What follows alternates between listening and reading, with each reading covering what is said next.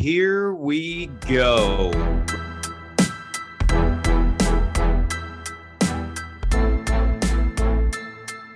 Welcome to the 9 Route Fantasy Football Podcast.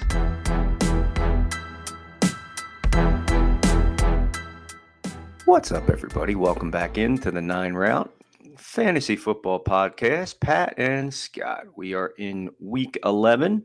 We're getting down to the nitty-gritty on regular season and playoffs around the corner. We're going to talk a little bit about our starts and sits of this week. First, we're going to talk about, obviously, a lot of different concepts in the matchups themselves and where we stand, who we like, who we don't like. First off, again, we like to thank everybody that listens to us. Please like and subscribe. We are at the 9 Route 1 on Twitter, also at Scott from Delco on Twitter. We are at the 9 Route FFB at gmail.com if you want to shoot us an email. Our website, you want to check it out with all the links. We are at www.the9routeffb.com. We're on YouTube. Again, if you want to play something in the background, you could always like and subscribe there. Apple Podcasts, Podbean. Give us a holler, follow, share, and subscribe. We are sliding into a couple more bye weeks. Right now, this week, coming up week 11, we are minus the Jacksonville Jaguars, no Miami Dolphins. The Seahawks are in the nest, and the Buccaneers are in port. They are not at sea this week. So we are, missing some big names, honestly. Every team, it doesn't matter how bad the football team or good it is. Again, there's fantasy relevant players everywhere, and obviously missing some big names that does bump up the concept of some of these other guys that we're looking at based on the matchups that they have, how they've been playing, trending up, trending down, and so forth. Injuries always a factor as well. Pat, where do we stand right now? I believe you are still winning, starting to pull away a little bit, unfortunately. Unfortunately, depending on who you're talking about. But so, yes, the overall contest, our head-to-head contest, I am ahead 54-44. We had another draw this week. Our defenses ended up with the same score. I think what I'm going to do is just update the wins and losses and just give us each an extra win, make it easier so I don't have to keep saying 54, 44, and 2. But this week in our individual start sits, you went 4, and 2. You had 2 players either not play or not finish because of injury. The other 8, you were 4 and 4 in those start sits. I ended up at 5 and 4. I still have 1 player going in the Monday night game, Devontae Smith. So depending on how he does, I will either be 6 and 4 or 5 and 5. And this past week in our head-to-head matchup, I went up 5-4 this particular week with that, again, that one tie. So distance myself a little bit more from you this week, but like you said last week, it's still early. We're still, we're still in the thick of it here. So you have quite a chance, and you did beat me to the show sheet today. So I did have to change a couple of my starts and sits because you got there first, and we'll see if that has any bearing on how the week ends up playing out. If you get those wins, I'm going to be putting a little asterisk next to those guys to see if you getting them in first this week helped creating a new metric, points that should have been mine, and just to add them in. Any way I can find if you're talking about real world now. Yeah. All right. Hey, man, it's all good. We're still friends. But you lead, so I guess you get the coin flip in your favor, and you get to kick or receive, right? Yeah, sure. Well, since you beat me to the show sheet, then I'll go first. That way, it looks like all of these picks were my idea first, and that you didn't steal any of them from me. But all right, so let's start it off. Start sits. My start this week is going to be Daniel Jones versus the Detroit Lions. Jones has kind of been a middle of the road quarterback for fantasy so far this year. He's currently the QB 12 on a points per game basis, though. He really doesn't do a lot of that in the passing game. He's only thrown for over 200 yards twice this season, but he also hasn't been turning the ball over, which the past couple of years has kind of been his MO. He's only got 2 interceptions and 2 fumbles lost on the season, and I think that's because his new head coach, Brian Daboll, has been putting him in really easy read situations where he basically, in the games that I've noticed, and I don't watch a ton of the Giants games, But in the games that I have seen and the parts that I have seen, he seems to be able to kind of go to his first read right away. Like these plays are designed well to get the primary target open. And the Giants have also run the ball at the third highest rate in the league this year. So they're taking the ball out of his hands, not allowing him to turn the ball over. But they are letting him run the ball. He's actually fourth in rush attempts, fourth in rushing yards, and I believe tied for fifth in rushing touchdowns amongst all quarterbacks. So he does have a little bit of a floor to his fantasy value because of that rushing. I do think this week against the Detroit Lions, he's going to be forced to throw a little bit more. And that could be a good thing for him because the Lions are the worst team versus the quarterback in fantasy. They give up roughly 23 points per game to the quarterback position. They also rank in the bottom 6 versus wide receivers and tight ends. So they just can't stop any part of the passing game. Normally, I'd be out on Danny Dimes and really any Giants pass catchers. But this week versus Detroit, I think you can start them with confidence in a game that I think is going to be a little bit more high scoring than most people think that it is. I think this could be maybe not necessarily a barn burner, a 70-some point, but I think both of these teams can and will score in this game, and I like Daniel Jones to be a part of a couple of those touchdowns for the Giants. God, I hope you're wrong. So for my quarterback start of the week, folks, let's ride. I am going with Russell Wilson. Not a fan, but a fan of the matchup. He has not really performed too well. He is QB 22 in our league of record. That is uncharted territory for Russ. Obviously, a new team this season. Started off looking okay. 3 out of 4 matchups were pretty solid in his favor. One being against the Las Vegas Raiders in a loss. He put up over 31 points in our league of record. And then things have really taken a tumble, just really bad. A little banged up. Missed a game against the Jets, came out of a bye week, and they did lose to the Tennessee Titans this past week. But he's going back up against those Las Vegas Raiders, who, in case you haven't noticed, their defense sucks. They are just really bad. I mean, to watch Derek Carr cry on stage, not because of his offense being bad, and again, he's not perfect, but he is giving it everything. But their defense is brutal. They've given up 17 touchdowns to the quarterback position, passing only 3 picks, giving up about 22 points a game. And again, having that monster game earlier in the season, I don't see that defense doing anything at all to be able to really stop them. And again, that game was on the road. They get them in Mile High. Well, it's not that name anymore, but in the Mile High City on a Sunday 4:00 start here on the East Coast. So I like Russ to cook a lot against those Las Vegas Raiders. It will be dinner time. So, yep. All right, so let's go to running backs. My start of the week at the running back position is going to be Jerick McKinnon this week. I'm going a little bit deep on this one, which is what we do here at the 9 round, versus the Los Angeles Chargers. I feel like I picked on the Bears so much this year, so I'm giving them a break this week, even though they go up against the second best rushing attack in the league and the Atlanta Falcons. But this week I'm going to go with Jerick McKinnon versus the Chargers because, like we talked about in our waiver wire episode, McKinnon has become the pass catching specialist for the Chiefs. And in this game against the Chargers, I imagine there's going to be a lot of pass attempts on both sides of the ball. The Chargers throw the ball the most in the league, the most pass attempts per game in the league, and the Chiefs are 4th in pass attempts per game. Both offenses can score. I believe Keenan Allen should be back for this game, which will give the Chargers a little bit more juice and a little bit more ability to move the chains and potentially score even more points. This game actually has the highest over-under of the week at 50 points, and I honestly believe that we could see a lot more points scored in this game than 50. Both of these teams are giving up over 23 actual points per game, and I just feel like this game has a lot of shootout potential and just makes for a lot of really good fantasy plays on both sides of the ball, honestly. If this does end up being a back-and-forth affair, I could see McKinnon playing a lot of snaps, 60+% of the snaps, and seeing anywhere between 8 and 10, 11, 12 targets in this game. And so I do like Jerick McKinnon, and I will be playing him in a couple of my leagues this week.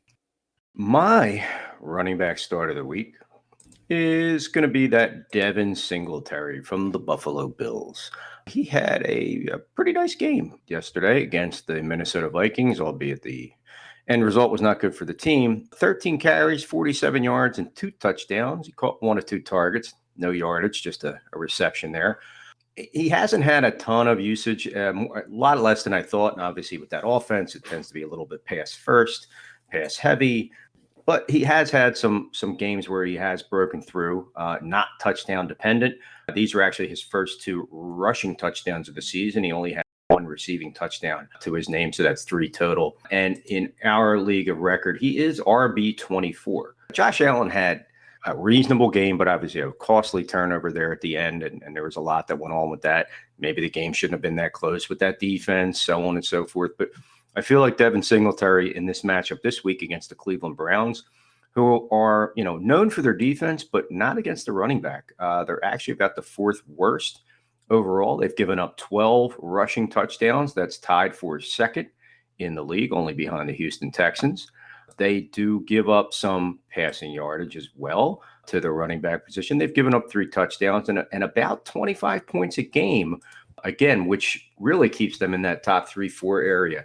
So I feel like Singletary is going to get some usage. I think they might want to take a little bit of that yoke off of Josh Allen with the questionable injuries, stuff from last week. Again, he looked effective, but he definitely was not 100%.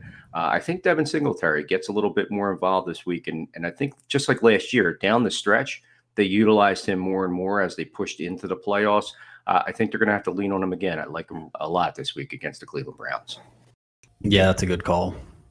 For my wide receiver start of the week, I am going to go with DJ Moore versus the Baltimore Ravens. Baltimore is giving up the 6th most points to the wide receiver position so far this year. And believe it or not, they have actually held a double-digit lead in every single game they've played this season. Carolina is also giving up the 9th most points in the league, so I could absolutely see the Ravens jumping out to a big lead and the Panthers having to throw the ball to get back into this game. Moore's production has kind of fallen off over the last 2 weeks, but one of those games was against the Falcons, who were basically behind. If you remember, that was the Thursday night game this past week. The Panthers were ahead the whole game, and they really didn't need to throw the ball. PJ Walker only ended up with 16 pass attempts total in that game, so really hard for the wide receivers to do any damage fantasy-wise when there's only 16 total targets to go around to the entire team. So I do think this week versus Baltimore, a much better offense. The Panthers are going to be forced to throw the ball a lot more. Now, again, with as you had mentioned in our last episode, with the PJ Walker injury, Baker Mayfield coming back in does not give me a ton of confidence. But DJ Moore is a talented wide receiver, and I think as long as he gets the targets, and Baltimore's defense has been Swiss cheese basically at this point. So I think if DJ Moore can get the targets against this defense, he could be set up for a really big game against Baltimore this week. I kind of agree. I just hope you're wrong. My wide receiver start of the week, I'm going to dive a little deeper. I'm not going to take maybe the easy way out, so to speak, but a guy who kind of got on the score sheet a little bit yesterday, first game back after being out for 2 games, Nico Collins, 5 receptions, 10 targets, 49 yards, and a touchdown. Put him into double-digit land for our league of record, close to 16 points in a tough loss to the New York Giants. Again, I know he had the couple weeks out with the injury, but you're starting to see a little bit of that hype. He was playing at a pretty decent level. They came out of a bye week, and then he got banged up and again, missed the last couple games.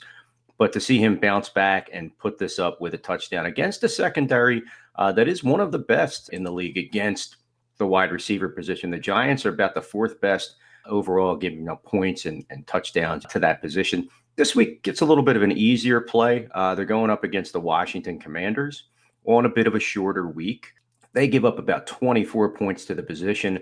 You're starting to see Brandon Cooks get basically like phased out, so to speak, of that offense. They stripped him of his captaincy. He was pissed. He wanted to get traded. He did not want to be on that team anymore. And that's usually a sign, I think, to most of these franchises that it's time to move on. It's time to evaluate what we have. We know the Texans aren't really angling for any playoff spots or or anything soon. So they definitely want to evaluate their younger players. Nico Collins, Chris Moore as well has been nice for them.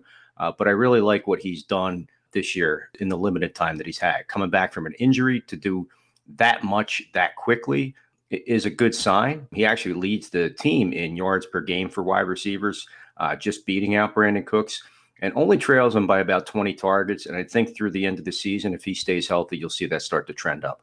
But I do like him this week. It'll be a short week for those Commanders. So again, they're going to be coming off of getting beat up probably pretty good by the Eagles wide receiver core. I think Nico Collins has a chance to get another double digit, maybe with a touchdown. And as long as he's making those receptions in PPR, that'll get you over the hump. So before I continue here, just want to throw this out here since we're literally in the middle of talking about fantasy football. I just made a trade in one of my leagues. Well, a trade was just accepted in one of my leagues. And I'd like to get your opinion on it. So I just traded Najee Harris for Christian Kirk straight up in a league. And I have James Conner, Deontay Foreman, and Ramondre Stevenson already on my squad, as well as Elijah Mitchell. How do you feel about that? What do you think? I made a good deal? You think that I probably should have held on to Harris a little bit longer? Is it Dynasty? No, this is a standard. It's basically just like our league of record, but with other people. Gotcha. And who are your other wide receivers now that you've acquired Christian Kirk? I have Mike Evans and Devontae Adams. Okay. Yeah, I mean, if you have enough firepower still in the running back position, I mean, again, Harris wasn't giving you the production this year that he did last year, where, at this point in time, he was a top 5 running back and, in 2021. And at this point in time, just looking at our league of record, he's not even, front page news. So I think making that move probably definitely strengthened you. Mike Evans got a little banged up. So, he always plays hurt, but he always ends up getting his yardage. Christian Kirk, meanwhile, being, again, I don't know how your scoring system is, but he's wide receiver 7 in our league, had a nice little game yesterday. So I think that was a positive move in your way, like being able to cut ties with people that you're waiting. Is this going to get you in? Are you playoff bound? Is this something where you're trying to? Yeah. I should be in first place in the league after this week. Okay. Yeah. I mean, that's a power move. And I think it shows people, again, that you're willing to move off of somebody with that much preseason hype. And again, I was the guy. I was totally a Najee Harris guy. And, it turns out he burnt me pretty bad. That's between him and Kyle Pitts in most of my leagues. That's why I've really done so poorly, is that 1-2 punch that I thought was going to be there at those positions is non-existent. Again, I have an RB 25 to 30 as my number one guy. The only saving grace I've had was Dameon Pierce. So I have a little bit of a future in some of our leagues, but yeah, I've had to basically look to move off them. Now, for where you're at, I think it's a solid trade. I mean, again, I think you're upgrading, and to have that many wide receivers, you said you got Kirk, you got Evans and Devontae Adams. Mm-hmm. I don't think there's probably anybody else in your league that has better wide receivers. So, that being said, as long as you're deep enough, yeah, I think you're good to go. Yeah, I think honestly the Benjamin release news that we talked about on the last episode gave me a little bit more confidence in Connor. I kind of was a little wishy-washy on him, and then when I found out that Benjamin was released, I'm like, all right, well, Connor's definitely the guy there, and he had a good week this week, so I was okay moving off of Najee Harris to get myself a third option. Evans will be on bye this week coming up. Well, Christian Kirk will be on bye as well this week, so I won't get to use him in that spot. But I'm still fine with what I got going forward for week 11. So we'll see what happens. Hopefully it works out. But I still also do have Jalen Warren on my roster. If the tide does turn, I could end up still having the Steelers starting. Yeah, in a sense, you still have one of the better running backs on that team, and a guy who's getting more usage. And the sneaky guy you have is Ramondre Stevenson, who quietly. He plays for New England. He is what he is, but he does get receptions. He does get points. And I mean, again, in our league of record, he's a top 10 running back. Mm-hmm. So, give or take a spot. But I mean, yeah, I don't think you've weakened yourself by getting rid of him. And again, you have a guy that now you might even be able to sneak him in Warren, see if that guy's a little scared now and wants to pick him up. Might be able to sneak another player out of him. But nice trade. Good for you. All right, so let's get back to the start sits. I was just curious how you felt about that because I do know how big you were on Harris coming into the season. So I had another trade out there involving Harris that I would have rather have been accepted. Tyreek Hill was involved in that deal, but I kind of didn't think that one was going to go through. So, all right, so on to my tight end start of the week. This week, I like Greg Dulcich versus the Las Vegas Raiders. Basically, for a lot of the same reasons that you like Russell Wilson, Dulcich is now the guy in Denver. He's played over 80% of the snaps in each of Denver's last 2 games. Their other tight ends that they were kind of mixing in are role players at this point. Aquabenham's basically become a blocking tight end, and Dulcich has become their receiving threat. Now with the possibility that the Broncos could be without Jerry Jeudy in this game against one of the worst pass defenses in the league, I think Dulcich is set up to be a major player in this game and in the Broncos offense moving forward, honestly. I don't expect this matchup to have anywhere near the fireworks, the scoring that the other AFC West matchup has. But I do expect Dulcich to be one of the bigger contributors on the Broncos side of the box score. So I do like Dulcich this week against the Raiders. And as good as the Denver Broncos defense is, I do think that they are going to have to throw the ball a little bit. It's really hard no matter who you have out there. At the cornerback position, it's really hard to stop Devontae Adams. So I do think the Raiders can put a few points on the board, and Denver's going to have to match them to stay in this game. That is true. I do like Dulcich. Yeah, I think that offense has a chance to really blossom, and he has a good opportunity, like you say, if Judy's even not 100%, not playing, all that stuff, it just boosts him. Another tight end, I guess you would say, importance. How about Robert Tonyan? I like him this week. I know it's a matchup against those Tennessee Titans that are not super strong against the tight end position. They do give up the yardage and things of that nature. I kind of lean a little bit that way, more so too, because I think now with Christian Watson putting people on notice and maybe Aaron Rodgers being a little bit more comfortable with that offense as a whole, might look to get back to basics and look to get a guy moving, someone like Tonyan.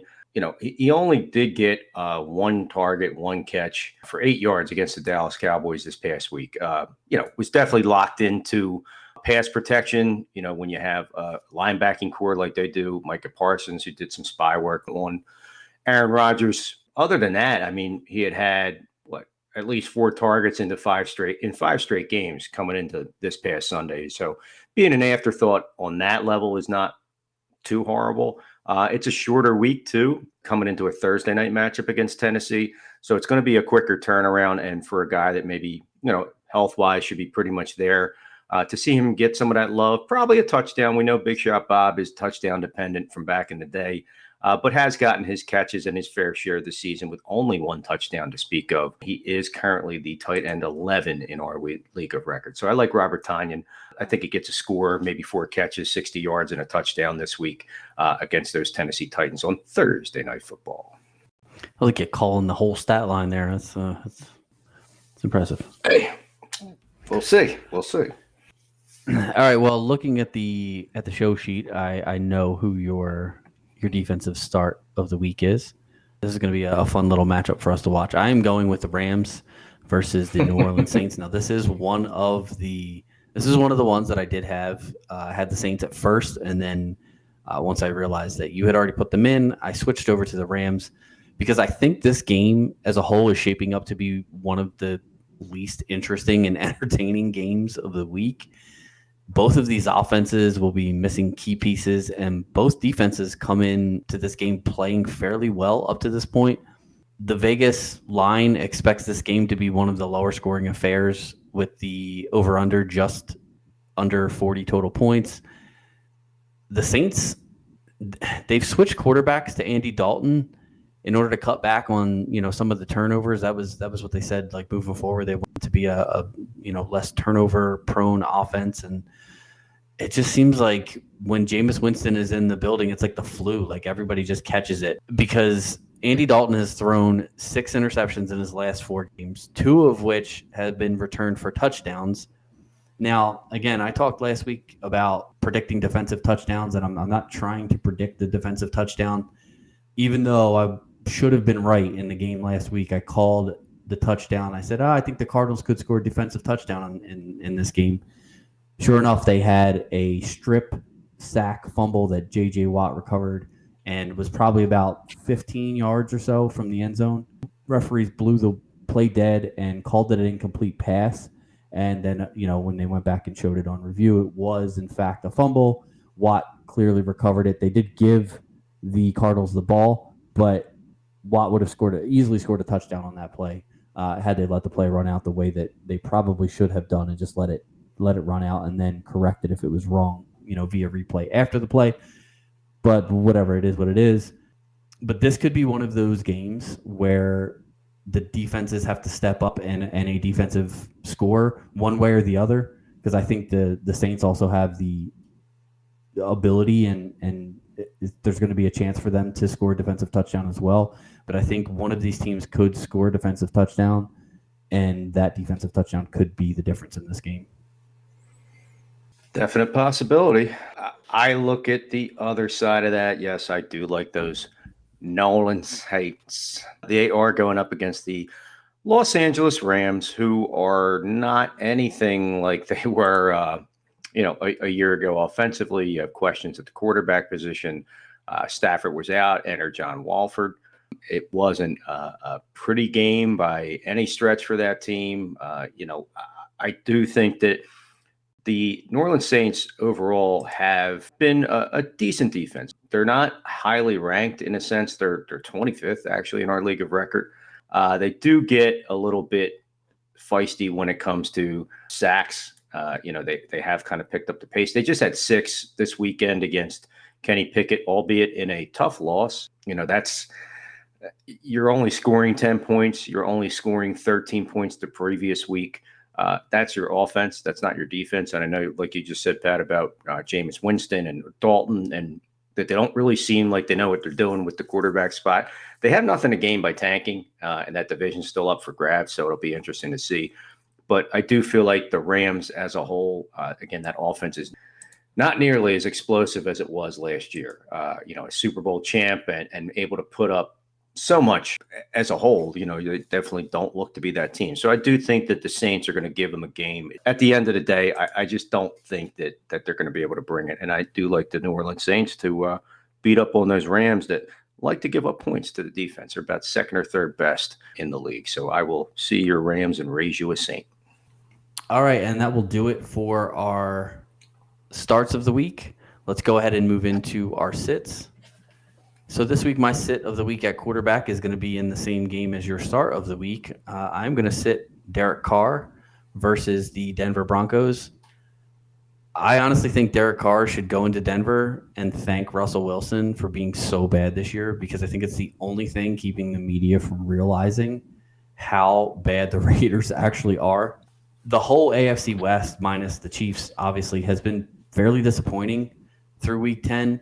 I think the Chargers are 500 and the Chiefs are above 500, and that's it. And I think coming into the year, everybody sort of expected the AFC West to be kind of what the NFC East is, where they have, 3 teams well above 500, but that's not the way that this year has gone. Now, some of that is due to injuries. Some of it is due to, just poor play. And especially both of these two teams have not played well so far this year.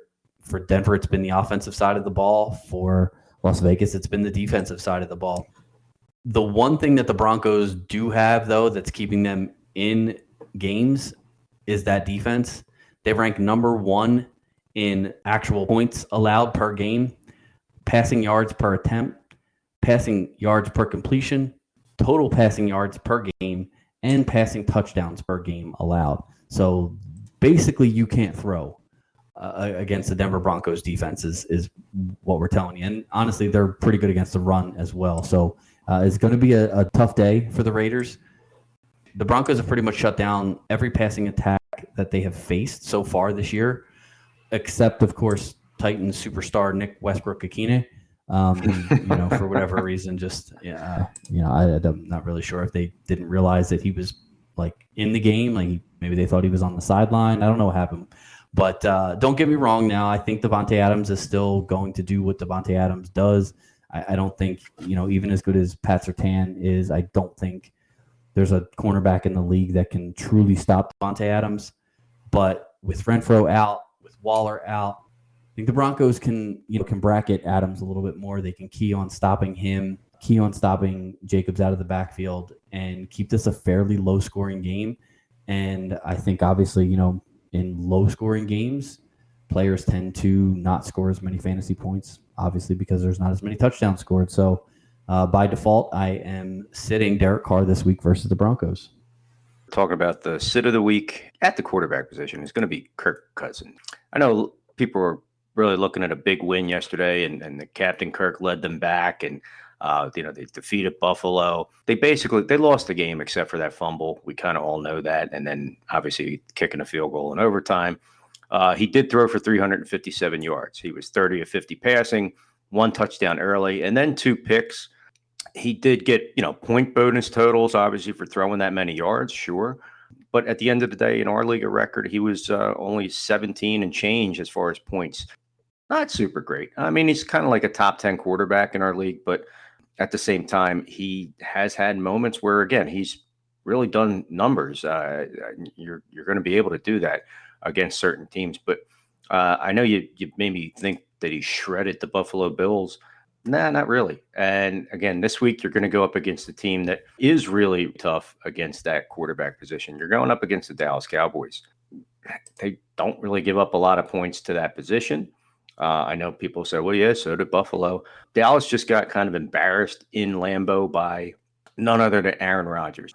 Not even trying to pretend to compare the two quarterbacks by any stretch of the imagination. But Dallas gets to come home in a Sunday matchup, 4:25 here on the East Coast, going up against those Minnesota Vikings. I can't see them in that defense getting embarrassed twice by two teams. Again, Green Bay, Minnesota, back-to-back weeks. So Kirk Cousins, not going to be a good week for you. Definitely would be worth a sit against those Dallas Cowboys. All right. Well, I think that's one that we finally disagree on. Mm-hmm. All right. So my sit of the week at the running back position, strangely enough, is going to be Najee Harris versus the Cincinnati Bengals. The Bengals are surprisingly a pretty good defense this season. They're top 10 in yards per attempt and touchdowns per game versus the opposing running backs. Even in the matchups that Najee's supposed to dominate, he just hasn't this year. We talked a little bit about him, in that whole trade discussion earlier. He may be the biggest non-injury bust so far of the fantasy season. I mean, Kyle Pitts could be in there as well. And I'm sure there's a few other guys also, but now Harris is facing increased competition from rookie Jaylen Warren, who has seen his snap and carry counts rise each of the last 3 weeks while Harris's are falling. And this could be becoming more of what we see in Dallas with Ezekiel Elliott and Tony Pollard, where it's sort of a 60-40 split than anybody, I think, thought possible heading into the season. But that's where we're at this point, and that's one of the reasons why I was trying to trade him in that league that I finally did. I think if you have a better option at running back, which may not be the case if you drafted Najee Harris in the end of round 1, beginning of round 2, you may not have a better option. But if you do, and you can afford to put him on the bench this week, I would advise to do so. These AFC North games tend to be one of two ways. They either are just absolute score fests where both teams are putting a ton of points on the board, or they're very tight, contested defensive battles. And I think with the Bengals being a better defense than I think people give them credit for, and the Steelers having just gotten TJ Watt back and showing what they can do on defense this past week, I think this is going to be the latter. I think it's going to be one of those defensive battles, and I don't think that there's going to be many points scored by either side. And I think that, if you can, like I said, if you can find a spot on your bench for Najee Harris, I think that's where he should end up this week. Hate to agree, but yeah. My running back sit of the week, albeit it's definitely somebody who's a starter for most teams, but this is going to be one week where you're definitely going to want to look for somebody else. We talked about, in our previous episode about Eno Benjamin being released. James Conner of the Arizona Cardinals.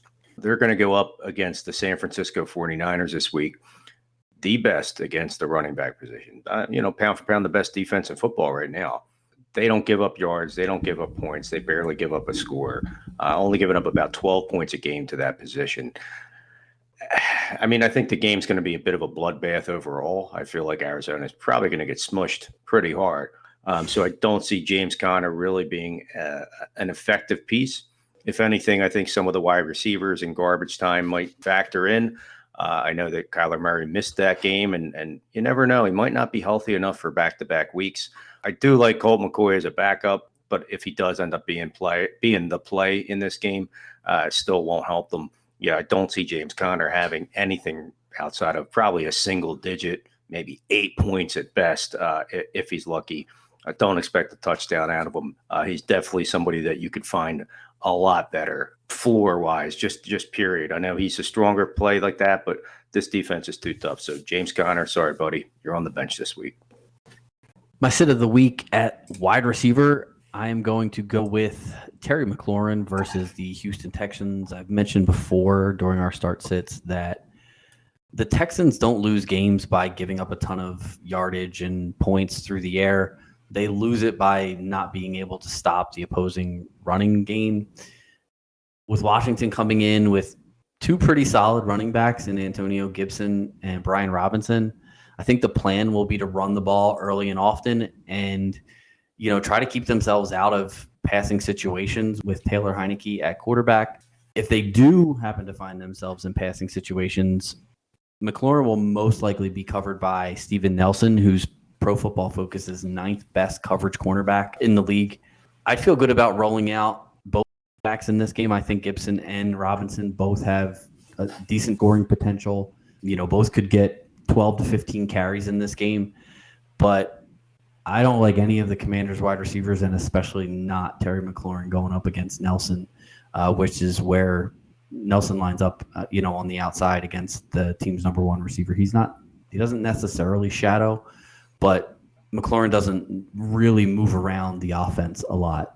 Curtis Samuel was more of the, put him outside, put him in the slot, put him in the backfield type of guy, whereas McLaurin is just sort of like the straight up, outside X receiver, and that's where he's going to be up against Nelson. So I do think Washington wins that game, but I don't think that they do it through the air. I think it's going to be a combination of both running backs having decent games against the Houston Texans.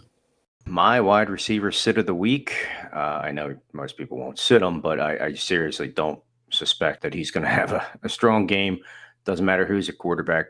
Michael Pittman of the Indianapolis Colts. They're going to go up against the Philadelphia Eagles. Yeah, not looking good for that poor guy. Obviously, Matt Ryan being under center, you actually had a legit quarterback. That's true.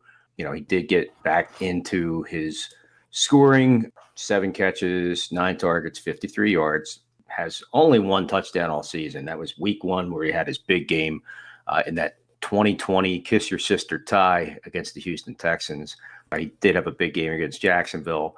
But if you're looking at a team that can shut out a wide receiver, kind of lock them out completely, we saw Darius Slay, for instance, it'll probably be his shadow for most of this game, completely take Justin Jefferson, who most believe is the best wide receiver in football, completely out of the Minnesota Vikings matchup from earlier this season.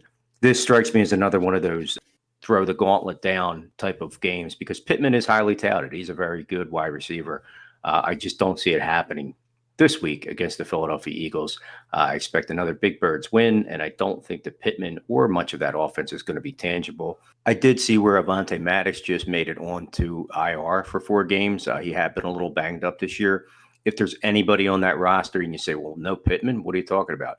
Paris Campbell, who's been playing pretty well recently, has been doing a lot of work out of the slot. So knowing that they might pick on that matchup more than anything, but Pittman with a Darius Slay shadow, to me, just equals a game where you're, unfortunately, you're not going to bench him, but you're not going to get the usage out of him that you think. So, unfortunately, Mike, you've seen better days. We'll get him next week against the Steelers. I like the pep talk. I'm sure he appreciates it. He's a good player. It's just one of them games where it's just not going to work. Hand on his hips a lot, defeated, head shaking. Maybe he won't call Ryan out, but, it's going to be one of them games for him. All right, so my sit of the week at tight end position is going to be. This is actually hard for me because I've been kind of banging the drum to pick this guy up, and now I'm saying to sit him this week. I do still think you should roster him. We did mention him in our waiver wire episode earlier this week. Juwan Johnson of the New Orleans Saints is going up against the Los Angeles Rams, and even though Johnson has been an integral part of the offense lately, he's got a tough matchup this week against a solid Rams secondary and or linebacking core.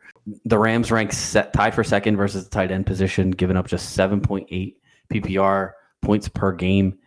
This game also has a really low over-under, like I had said earlier, it's under 40 points, and it just doesn't really project to have a lot of points scored by either team. Obviously, you want to look for fantasy options outside of those games because, listen, if the team's only projected to score 17 points, you only got, 2 opportunities to get a touchdown. And Juwan Johnson, like we said on our last episode, is going to be somewhat touchdown dependent. I can see him still having a few targets, but unless he finds the end zone, I just don't think he's going to be worth the play. And I just don't suspect him to find the end zone this week against the Rams' tough defense. I'm going to sit a guy that I'm probably going to be looking to cut soon from most of my non-dynasty teams. I actually did in my one league because I'm already out of that. That would be that Kyle Pitts going up against the Chicago Bears, who are a pretty solid defense when it comes to holding back the tight end position. Bears, they did just give up a touchdown this week, but beyond that, they had only given up 2 prior. The Detroit Lions did defeat them. Roquan Smith is no longer there. The linebacker had been traded to the Ravens, but overall, they are still a very solid defense against that tight end position. They still attack the quarterback a lot, forcing that tight end to stick around and keep the quarterback upright as much as possible. And doesn't get a lot of options. And we know that Kyle Pitts, unfortunately, is just that guy where, all that talent, all that hype. And again, you have another matchup this week that on Thursday night, 8 targets, only 2 catches. It's just not working out. Again, maybe it's Pitts. Maybe it was all that hype of him athletically. Maybe it's the quarterback and the offensive scheme, but it's not going to work this weekend. Kyle Pitts, you are the Pitts. You're not going to be playing against the Chicago Bears in my league and probably not playing for me much longer, period. Yeah, full disclosure, Pitts was one of the other guys that I had as my sit, and so was Pittman. So I do agree, obviously, with both of those guys. One of the stats that I was going to bring up for Kyle Pitts that just even helps your argument even a little bit more. The Chicago Bears and the Atlanta Falcons are the 2 most run-heavy teams in the league. They have the most attempts. The Bears have the most. The Falcons have the second most. Bears have the most rushing yards. Falcons have the second most rushing yards. And they are at the very bottom in pass attempts. The Bears have the least pass attempts. The Falcons are actually third. They have a few more pass attempts than the Tennessee Titans do. But it's not going to be – if it's a high-scoring game, it's going to be because neither of these teams can stop the run, and both of these teams can run. And you're going to see a lot of yards on the ground. But I think all the running backs are in play. Both quarterbacks with their rushing upside are in play, but I would not start a single pass catcher for either team in this game. My defensive sit of the week is going to be the Cowboys versus the Minnesota Vikings. I know earlier you said that you would sit Kirk Cousins against this Cowboys defense. I am going to sit the Cowboys defense against Kirk Cousins. The Vikings showed what they can do. Now, it may not have all been on Cousins, but they played against the Buffalo Bills, which is right on par with the Dallas Cowboys as far as one of the best defenses in the league. They hung 33 on them in an overtime win in what was probably the best game of the year. The Vikings ranked tied for 6th in points allowed to opposing fantasy defenses. They only give up about 4.6 points per game. They only average 1 turnover per game and score just over 25 points per game on the season. So you're not able to get turnovers. You're not really able to stop them from scoring. They haven't given up a ton. Kirk Cousins hasn't taken a ton of sacks this year. Now, I know that's an area where the Cowboys, with Micah Parsons, Marcus Lawrence, I know that's a spot where they really excel is getting pressure on the quarterback. I think if they can do that, if they can beat up the Minnesota Vikings offensive line, which has been pretty good this year, honestly, keeping Kirk Cousins upright. I think they could get a couple of sacks and maybe score a few points, but there are much easier matchups out there than the Cowboys. I think there's probably 5 or 6 teams that I could name that have a better matchup than Dallas this week. So if you can get another option at the defense position, I think that you definitely need to don't drop the Cowboys, because they do have a couple of good matchups coming up over the next few weeks.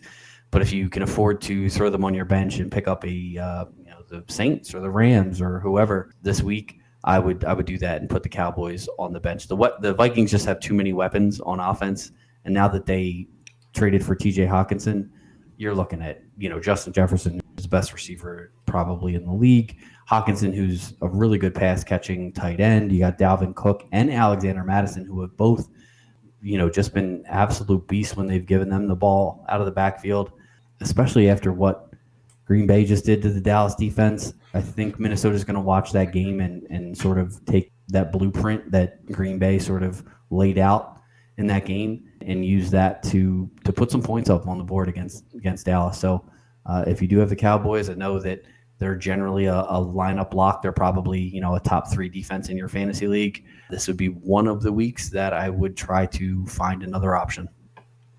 Well, I'm not going to root for Dallas, but I'm going to root against you.